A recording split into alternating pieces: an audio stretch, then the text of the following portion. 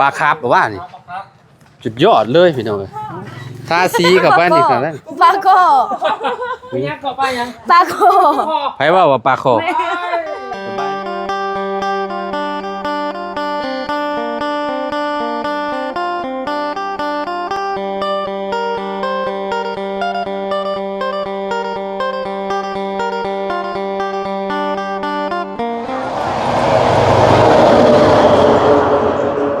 อ้าวพี่น้อยเนาะเปิดภาพมาอยู่ทางบ้านน้องเต็งจริงพี่น้อยเนาะเดินทางมาหอดจอดเทิงแล้วพี่น้องเอ้ยเนาะก่อนอื่นกราบสบายดีและสวัสดีเด้อพี่น้องปองปายเบิร์สสุขูสู่คนพี่น้อยเนาะพี่น้องเอ้ยเนาะไวว่าดิจวดจ้าดขนาดเลยพี่น้องเอ้ยเนาะทางบ้านน้องเต็งจริงเพิ่นนี่เนาะคือว่าคักพี่น้อยเนาะเพิ่นติดตั้งวงกบพี่น้อยเนาะหน้าบ้านแล้วเนาะโอ้ยลายคักเลยพี่น้อยเนาะคือว่าสุดๆเลยงามขนาดพี่น้อยเนาะเบิ่งแต่อยู่ในคลิปบ่าวตูนเนาะเพิ่นติดตั้งห้องนอนพี่น้องเนาะแรกๆค่อยเคยบอกอันแม่น้องเต็งจริงบอกน้องเต็งจริงไว้อยู่เด้พี่น้อยเนาะว่าตอนติดตั้งห้องนอนนี่ให้เอาอยู่ข้างพี่น้อยเนาะก็ถือว่าถูกต้องแล้วเนาะพอเวลาเฮาปิดเปิดนี่เฮาสิเอาไว้อยู่พี่ประตูนะเฮาสิเอาไว้อยู่มุมนี้เวลาเฮาเปิดออกนะเอามาไว้อยู่พาพี่เนาะเวลาเปิดออกมาเนี่ยเอาไว้อยู่พาบนเลยให้มันติดกับผนังพี่เนาะเปิดออกมาโดยสบายดีเด้อเปิดปุ๊บแล้วก็เอามาไว้อยู่พี่น้องเอ้ยเนาะอันนี้ท่านก็ไม่ได้ทำนะคนใส่เองเพราะว่ากับเจ้าอันนั้นเด้กับเจ้าฮู้เด้เนาะจุมเจ้าผัดบูฮู้ช้างบานนี่เนาะเอ้านิบไม้แน่เนาะพอไวดิพี่น้องย่อมทำมาไวประตูทำบอกเจ้าบอกแล้วปรับวางประตูวันนี้ก็บอกบ่เราวางเองเลยเดี๋ยวถ้าเบิ่งนำกันเนาะพี่น้องเบิ่งไปเรื่อยๆให้แหละเนาะพระเจ้าบ่ได้มาบอกมานี่เจ้ายุทธเนาะเป็นยุทธพี่น้องเอ้ยเนาะพ่อเจ้าไปใส่คือบ่ค่อยเห็นพ่อเจ้าเราไปสวรรค์แล้วเราลงสวรรค์เราไปสวรรค์บ่ไปจังมื้อแหละมื้อนี้เช้านี่คือบ่ค่อยเห็นเราในคลิปจ้ะเบิ่งคลิปนำน่ะคือบ่เห็นเราไปแสดงภาษาโทรศัพท์พอดีบาตูนถ่ายคลิปแล้วพอดีเราก็มาถึงช่วงบาตูนถ่ายคลิปเราบ่อยู่ติไปใช้ตัวใดที่ว่ากับเจ้าแก้ให้มันบ่นั่นน่ะตัวใดอันเจ้าเว้าน่ะทางหน้าบ้านน่ะมันบ่ตรงกับเล็กน่ะนั่น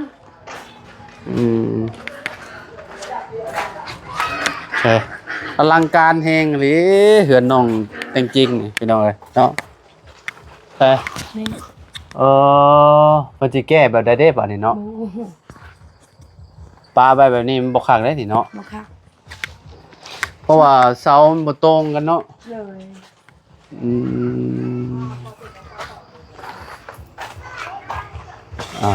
บาทนี่มันต้องแบบมีวิธีแก้แหละพี่น้องเนาะต้องให้เพิ่นแก้ให้เนาะมุมนี้นะก็คือมันบ่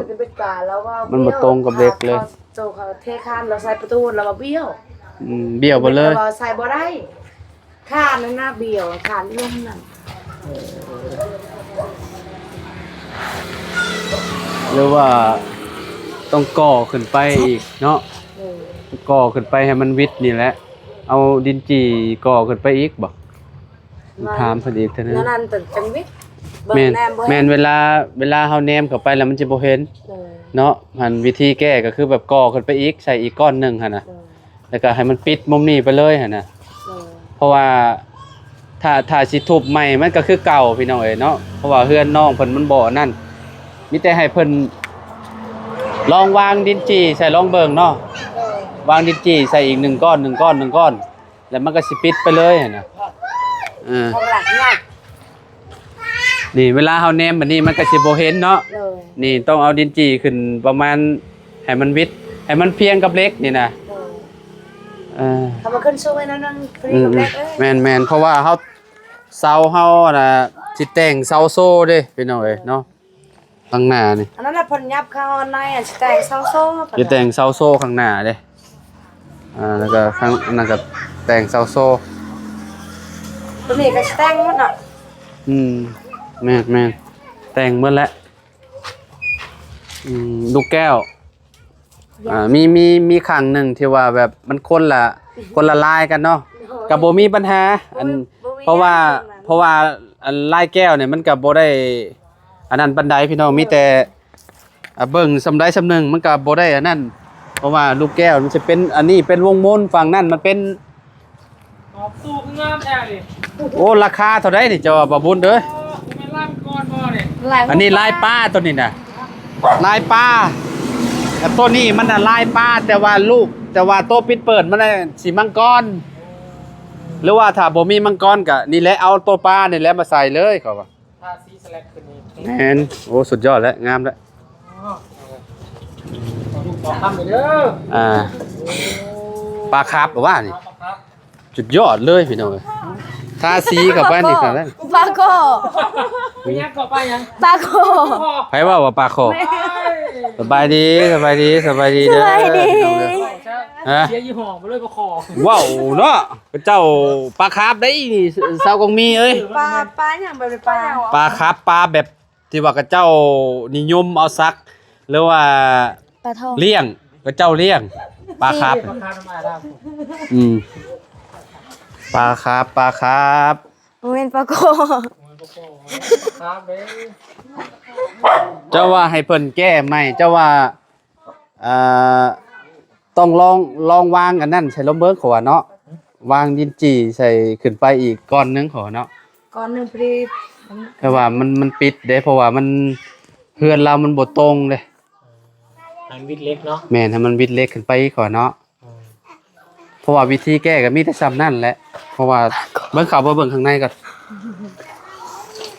โอ้สุภาพเอาไว้อยู่เฮ็ดสิเนาะ นี่เด้ เราผักนั่นได้ นี่เด้ ว่ามื้อนี้กันแล้วเลยนะ บ่ได้อยู่บ่บุญเพราะว่าวาง งามป่ะ วางอันนั้นใส่อีกก้อนหนึ่งดินจีใส่อีกก้อนหนึ่งขึ้นไปเนาะแล้วก็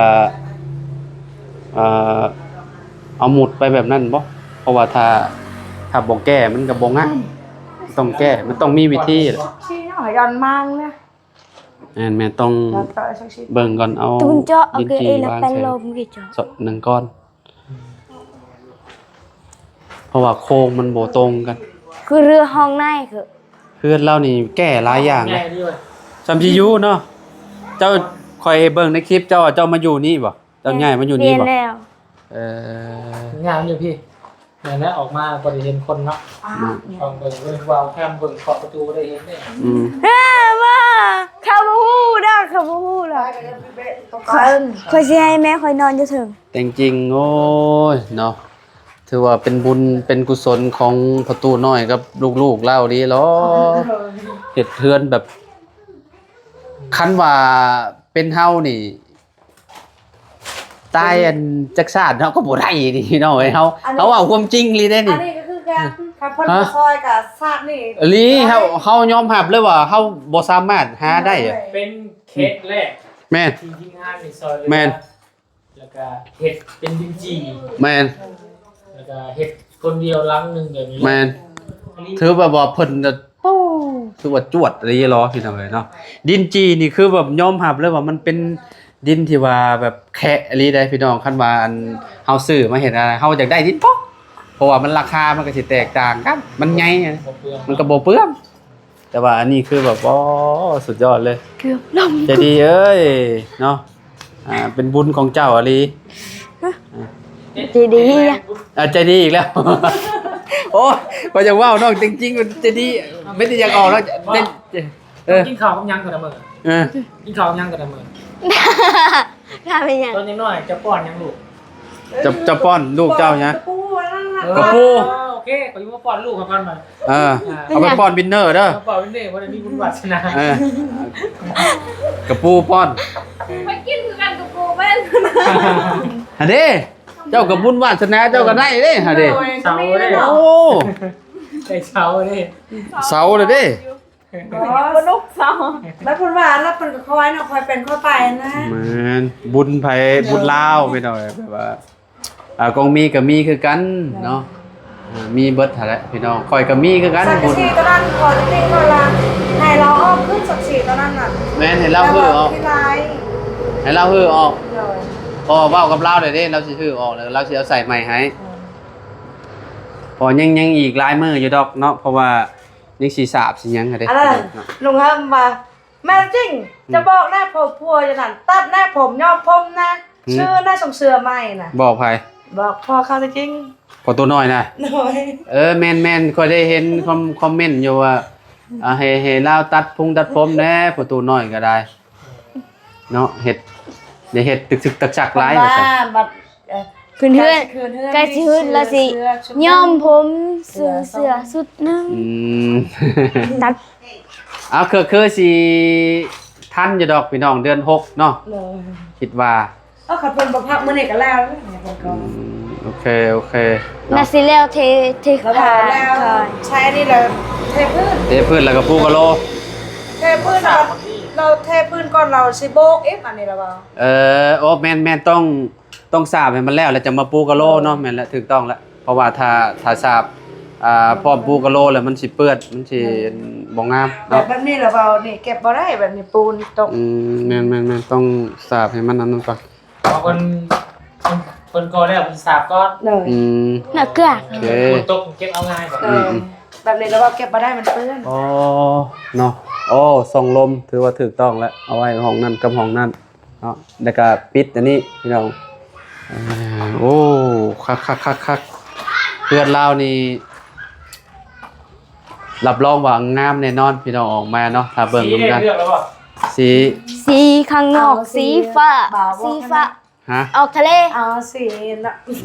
สี ให้ขอบเขาอาจารย์ ก็ค่อยเอาให้ชมลาวเบิ่งอยู่เราแรกๆแล้วมันงามอยู่บ่วะแต่สำหรับข่อยแล้วมันเป็นสีแบบว่ามันสว่างแบบว่ามันเบิ่งแล้วงามอ่ะนะเพราะว่าอันนี้นะขอบขาวนี่เพราะว่าใส่ขอบขาวแต่ขอบขาวแบบว่ามองบัวมันใส่ขอบขาวไปเลย อันนี้แต่งขอบแต่งขอบนั่นแหละอาจารย์ แม่ก็ต้องแต่งล่ะ ขอบ นี่อันนี้นะก็แต่งขอบคือกันใส่ขอบไปเลย แต่เราทาสีขาว แม่แล้วก็ทาสีขาวเข้าไปมันก็สิงามหั่นนะ เขาติดบัวเนาะ แม่ก็ต้องติดบัวอยู่แล้ว แต่งบัวใส่เบ่เลยแต่งมันก็บ่งามล่ะ เราว่าซื้อเมื่อบ้านแต่เราว่าซื้อมือซื้อไก่แต่มือนั่นแต่ละเปล่าเมื่อมันละวิ่งไปเบิ่งล่ะ แม่ก็ต้องเบิ่งแล้วคอยสั่งงานไว้เบิ่งเด้อว่ะ เลย เพราะว่าเพื่อนกับเพื่อนจุมเจ้าเองเนาะ แล้วบัดนี้บาตูนบาว่ามื้ออื่นอาจารย์ลาขึ้นมาแล้วว่ะ อืม แล้วเราลงมือ ก็เลยไปติ ไปเช้านี้ ก็เจ้าหยุดจังมื้อ มื้อนี้ มื้อนี้ บอกกับเจ้าวันสิหยุดจังมื้อก็เจ้าบอกนะ เราบ่ได้บอกว่าหยุดนะเราว่ามามื้อนี้เวียดนั่นน่ะ เราว่ามาแต่ว่าจักเวียดหยังเราพาเวียดหยังบ่ มื้ออนก็น่าสิมาอยู่ติเนาะ มื้อนี้น่าสิมา มาลองว่าหยอกเล่นมาเนาะใช้เจ้าว่า15มื้อมาแล้วเราบ่ได้นะภายใน15มื้อ ก็ปรับเจ้าได้ติไปออกไปมันมืดเนาะออกไปอยู่ข้างนอกก่อน ถ้าเฮาไปเข้าอยู่ พาไปที่ไหน ฮะโอ้ยแม่น้องจริง เรายอมเรายอมบาตูนมาเนี่ยไปฮับก่อนนะเราจะชื่อเพิ่นเวียดกันนะไก่ตัวนึงแล้วว่ะ เปิดชิโก้เจ้า ประตูพี่น้องเอ้ยเนาะประตูนี่ถือว่าแบบสุดยอดเนาะประตูนี่ทรงที่เฮาอยากได้แบบนี้แหละที่ว่าเฮาสิอยากใส่เฮือนเฮาก็ได้เนาะ เริ่มตัวอะไรนี่บ่ ตั้งเสาให้มันแล้วก่อนเนาะตรงนี้เนาะ ปุ๊บเสาคือมากก่อน ปลุกเสาให้มันตื่นก่อนอดใจรอเดี๋ยวก็ได้อยู่ได้เศร้าและได้ส้นและพี่น้องตอนนี้ก็ได้อยู่ประมาณ50%ล่ะ 10แล้วอาจารย์ แม่น50แล้วพี่น้องเอ้ยเนาะจักหน่อยก็ โอ้สบายเลยบาด ตู้ตอนนั้นเราส่งเขาส่งคืน บ่ประตูตัวนั้นมันก็เจ้าเอามามันน้อยเพราะก็เจ้าเอามาคืนจังหน่อยเจ้าบ่ได้เอาใส่เด้ อะไร ใช่ ใช่ ข้างใส่บ่ใส่เบิดใส่เบิดเลยอืมถือว่าหลังใหญ่เนาะว่าบุญเนาะใหญ่แฮงอ่ะแบบว่าคันว่าให้เฮาเฮ็ดในปีนี้น่ะเฮาเฮ็ดบ่ได้พี่น้องเงินเฮาเองดอกว่าสมมุติว่าเฮาให้เฮ็ดเฮือนซำนี้หั่นน่ะว้าวให้ว้าวเฮ้ทางนี้ก็ได้ ฮะ เอาเลยแหละ ไง โคตรรากจ้ะให้ลงมือให้มืออุกใจ ก็ขึ้นเติงแม่นสมมุติว่าเฮาบ่ได้เฮ็ดเวียกเฮ็ดหยังหั่นน่ะพี่น้องเอ้ยเนาะคิดชาติก็บ่มีแม่นความเราเว้าคือเฮาก็คือกันแต่ว่าเพิ่นเทเสา เฮ้ยบ่เด้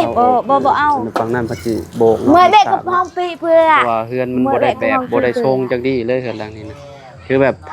ถ้าคนมีเงินก็เจ้าบ่เอาแล้วเสาต้นอันนี้นะพี่น้องเจ้าลืม บ่ ไปเลย เอาค่อยสิปะเสื้อค่อยเอา อันนี้แบบเป็นงานแก้ก็ถือว่าได้สำนี้ก็ป๊อดต่อถือว่าโอเคแล้ว ค่อยสิปะ ถ้าเบิ่งพี่น้องเอ้ยเนาะบัดแต่งโสมแต่งหยังเข้าไปเนาะ มันว่ากันเข้าประมาณนั้นมัน น้ำอะไรไฟมันบ่มีเนาะไฟนี่ยากบ่คงมีไฟสิเข้าอยู่บ่ว่าไฟแถวนี้สิดึงมาได้อยู่บ่ดึงมาแต่ไส เพื่อนแม่เท่านะ ดึงมาแต่บ้านอันน่ะผู้บอกพอไกลอยู่เนาะหลายหมื่นเด้อนี่สิมาฮอดพี่เนาะว่าเบิ่นเนาะแต่เฮือนคงมีนี่ก็คะแนนแบบโมเมนต์สร้างนี่ก็เจ้าใส่จักรนั่นแหละสมมุติว่าเฮ็ดเฮือนน้องก็มีบ่อของสร้างแหละก็เจ้าก็ต้องไปเช่าเนาะแนวว่าของเจ้าก็น่าสิมีอยู่ติ ผมมี มีบ่ ก่อนไป มี มีสร้างเวียด สร้างเวียด สร้างเวียดสบาย มีเครื่องปั่นไฟครบทุกอย่างเลยเนาะ บ้านแพงอย่าง แม่นแบบมาเพราะว่าพระเจ้าของพระเจ้านะมันสิมีแบบของพระเจ้าเองเนาะแล้วเครื่องหมู่เครื่องหยังก็บ่ยากพี่น้องเอ้ยมีแต่พระเจ้าเอามาเองเบิดทุกอย่างอาหารการกินก็แล้วแต่เพิ่นเลยเพิ่นจังเฮ็ดเลย กินเรานะมื้อนั้นเราเอามาซีนตอนนึง บอกเอามาฝากเจ้าน้ำ เอ้ยไผ เอา สิ โอ ไป เคก็ถามเบิ่งมื้อนำกันพี่น้องเอ้ยเนาะว่าเพิ่นอาสิมาบ่เนาะทางสร้างก็ได้เนาะถ้าเพิ่นมาก็มาอัปเดตให้เบิ่งอีกพี่น้องเอ้ยเนาะช่วงนี้ก็อยู่บ่ใกล้พี่น้องเอ้ยบ้าน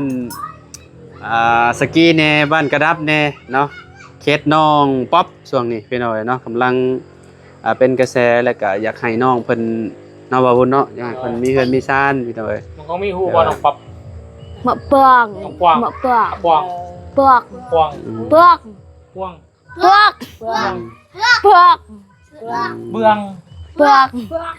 เปือก โอ้ห้องน้องป๊อปหั่นแหละจังง่ายๆเนาะไปห้องน้องปวงจักแนวใดพี่น้องเอ้ยเนาะ บวงก็เป็นบวงบ้า คนปวงบ้า ประมาณพ่วง เปือก บวง โอ้โห เปลืองอะไรบ่แม่นยาละ บวง เปลืองบ่ปลวงเปือก อ๋อปลวงเนาะ เปลือก ฮะ น้องเปลือง น้องเปลืองบ่ บ่แม่นเปลือกเสือเอือก ตอบ่ ปลอเปลือกเปลือก เราเอิ้นว่าพึ่งพาคนนะ พึ่งพาคน พึ่งพาคน ปลวงเอ้ย เปลือกกับเปลือก เปลือกเปลือก เปลืองโอ้ยชื่อก็ได้เนาะ เปลือก เปลือง แม่ ยาละป๊อปคือก่อนแล้ว ป๊อปมาแล้วข่อยตั้งชื่อให้เราแรกๆ น้องน้องเรานะชื่อว่าซีเนาะ ซีน้องซี ซีกับอันนั้น อืม ก็ลืมแล้ว เราเรียนป .3 บ่ มาเรียนป ฝนตกเนาะคักแล้ว .3 แจบ ครู เลย เดียว บัด นะ ของ เห็นสอนนะ ที่ของชาวกงมีก็เจ้าเอาหยังใส่นะหั่นก็เจ้ากวบมันนั่นแม่นบ่นั่นน่ะก็เจ้ากวบยังแม่นอันนั้นน่ะ ฝั่งซ้าย อ๋อเจ้าเอาอันนั้นมากวบชายมันเมี่ยนบ่โอ้โดยอืม กูมีตั้งแต่เอาเมื่อยช่วยเฮ็ดวันเกิดก่อนอัน โอเคซะเนาะ ให้อัปราประให้บ่ ไปพี่น้องเอ้ยเนาะ แม่จริงยิ้มบุบเลย แม่ตรงจริงเอ้ยแม่ตรงจริงดีใจหน่อยเนาะยิ้มบ่ฮุบเลยแล้วก็นะเนาะ พอยัง บ่แต่ละมื้อนอนรับอยู่บ่ถามอีหลีอยู่ใกล้ๆแม่นี่ล่ะ ไปจะเอาปะเดี๋ยวนี้นะ แม่น นอนรับอยู่ รับอยู่บ่ เลย เดี๋ยวว่านอนบ่หลับ นอนรับเกิดได้เฮือนล่ะ ตะกี้ยังมีแต่เช้านอนบ่รับกินแบบว่ากินกับบ่ได้หลายขึ้นนอนเฮือนจะได้เฮือนอยากได้เฮือนไปให้ได้อยากได้แบบหมู่ให้ลูกอยู่ ใจคือตะนั้นล่ะ โดยเนาะดีแล้ว แต่ ดี ขึ้ แล้ น ว ไปขึ้นมาบุกพ่อทางพ่อเพิ่นก็บ่มีปัญญาเฮ็ดล่ะ อืม เลยว่าขึ้นยันพึ่งพาลูกใหญ่อีก อืม ยันใหญ่ยันคันเพิ่น ใหญ่ก็แต่งจริงก็ยันไปมีครอบครัวแล้วก็แล้วเลยแหละ พึ่งพา เพิ่งพา ด บ่ อก ได้ วอนนั่นแหละ ดาวอนก็ไปมีเมียแล้วก็แล้วแหละ อ้าวเหี้ยก็เอาเพื่อนเนาะ คือว่าแล้วเนาะคนเฮาบุญวาสนามันแบบบางทีอาจสิมากับลูกกับหยังก็ได้ก็คือแบบนี้แหละพี่น้องเอ้ยเนาะแต่ว่าครอบครัวน้องจริงๆนี่ถือว่าเป็นอีกครอบครัวหนึงที่ว่าแบบโชคดีที่สุดพี่น้องเอ้ยเนาะแบบว่าในเคสที่แบบเฮาช่วยเหลือมาเนาะว่าบุญเนาะแต่ว่าเฮือนหลังใหญ่พี่น้องเอ้ยเนาะหลังใหญ่อีหลีพี่น้องเอ้ยสาวแต๋วนี่ก็เป็นบุญของเราอีกสาวแต๋วก็ได้เราได้เฮือนหลังงามอยู่ เพิ่นดิน แต่พันมาเนี่ยคือแต่อยากให้อิ่มท้องอะไรเงี้ย โด บ่ ย ได้กินข้าว โดย เรื่องเงินเรื่องสารบ่ได้คิดอีกแล้วเศร้าแล้วบ่ได้คิด บ่ได้เฮือนได้หยังกระต๊อบน้อยๆอยู่กับพ่อแล้วติ โดย อันก็คืออยู่หลังกันแหล้วเนาะหลังเฮือนใหญ่เลยเนาะ เลย เพราะว่าหน้าพ้นนี่อยู่ก็บ่ได้ว่าซั่น อยู่กับบ่ได้ ฝนตกก็น้ำไหลน้ำสาดเข้าบ่เลย เลย บัดนี้นอนสบายแล้วบัดนี้ เลย เนาะนอนสบายแล้วเฮือนหลังใหม่บ่หัวบ่ซึมแล้วบัด ฝนตกมือน้องเมื่อสุกรนั่น บ่ เปียกหมัดสนะเพิ่นมันย่อยเพิ่นสาดทางผ้า มัน คือบ่มาลี่อยู่พี่คือบ่มาลี่อยู่เฮือนหลังนี้ป่ะ เฮาก็เอามาลีอยู่นี่ละแบบว่าวิทย์พ่นเช้าแล้วเฮาก็เซ็ดแล้วเฮาก็นอน อ๋อโดย แล้วนั้นแต่เครื่องอันพอห่มเปียกหมัด อืม อันนี้ก็เพิ่นบ่ได้ช่วยก็ ไปซะโอเคซะไปแหละพี่น้อยเนาะอยู่ดีมีแฮงลำลาเลยเด้อเอาขอบใจหลายๆ สบายดี ดีใจนำไปน้องกองมีก็ยังเศร้าอยู่เนาะเอาโอเคพี่น้องเอ้ยพบกันใหม่เด้อเนาะ